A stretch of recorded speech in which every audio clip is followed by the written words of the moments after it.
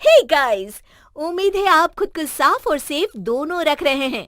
बहुत जरूरी है हम सबका इस वायरस से बचना, जागरूक रहना और इससे जुड़ी हर खबर के बारे में पता होना। इसलिए हेलो लाया है fight against corona virus initiative, जिसके जरिए आपको इस वायरस से जुड़े हर सेफ्टी मेजर और हर खबर के बारे में रेगुलर अपडेट्स मिलते रहेंगे। Stay safe. Download the hello app now.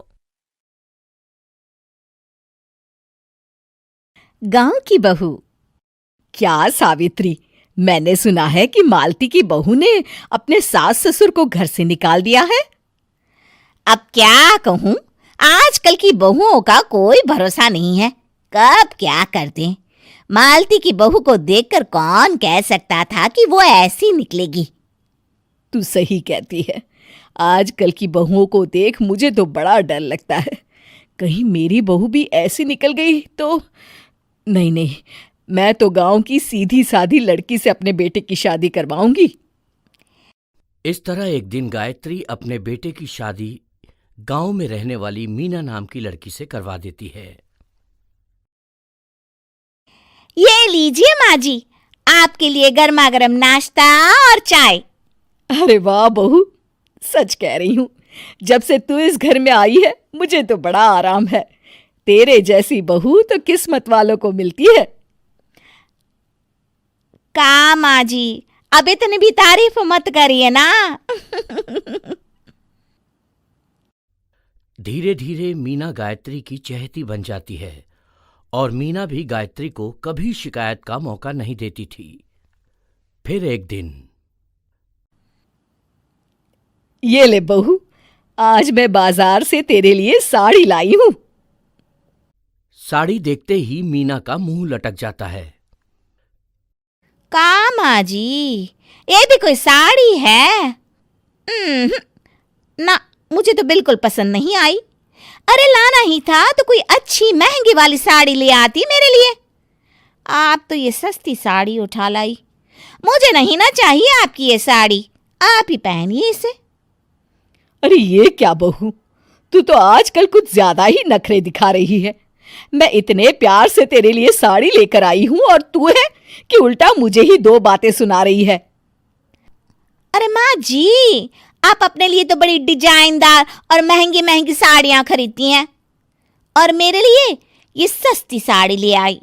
आप समझती हैं कि मैं गांव से आई हूं इसलिए मुझे कुछ नहीं पता। हाँ, अरे कुछ नहीं, तुझे शहर की हवा लग गई है बहू। इस तरह दोनों सास बहू में रोज किसी न किसी बात पर लड़ाइयां शुरू हो जाती थीं। एक दिन गायत्री अपनी कुछ सहेलियों को अपने घर चाय पर बुलाती है। अरे बहू, मेरी सहेलियों के लिए बढ़िया चाय नाश्ता तो बना दे। अरे माँ जी, अभी ना मेरे पास बिल्कुल भी समय नहीं है। मुझे ब्यूटी पार्लर जाना है। चाय नाश्ता आप ही बना लीजिए। हाँ, तू कब से ब्यूटी पार्लर जाने लगी है? शहर आए 2 दिन नहीं हुए और देखो महारानी के नखरे शुरू हो गए।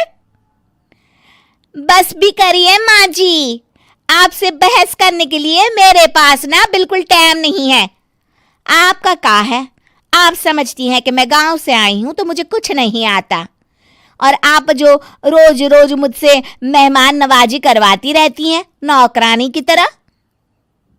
मीना के कमरे में जाते ही, अरे ये क्या गायत्री, तू तो अपनी बहू की बड़ी तारीफ कर रही थी, लेकिन ये तो तुझे कुछ समझती ही नहीं। भाई मुझे तो लग रहा था कि तेरी बहू गांव की है तो सीधी सादी होगी, लेकिन इसने तो शहरी बहुओं को भी मात कर दिया। हाँ।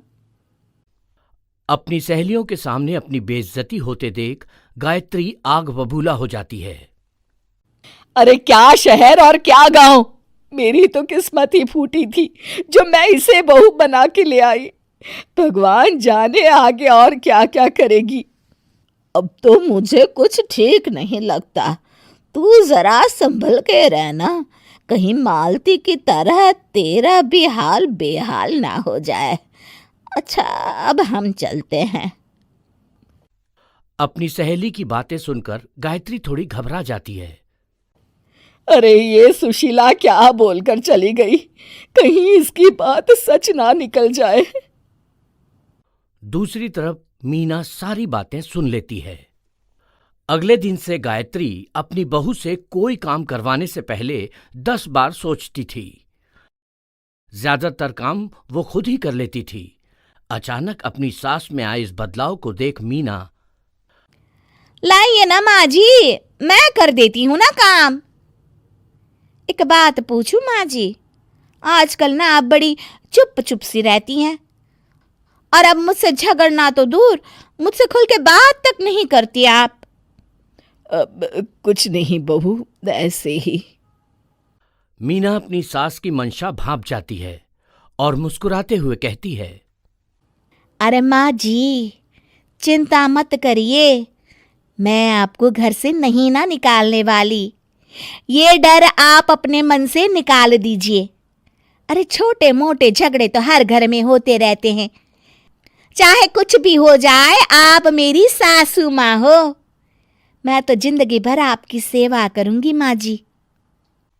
अपनी बहू की बातें सुन गायत्री को एक प्रकार का संतोष होता है और उसकी सारी चिंताएं दूर हो जाती है।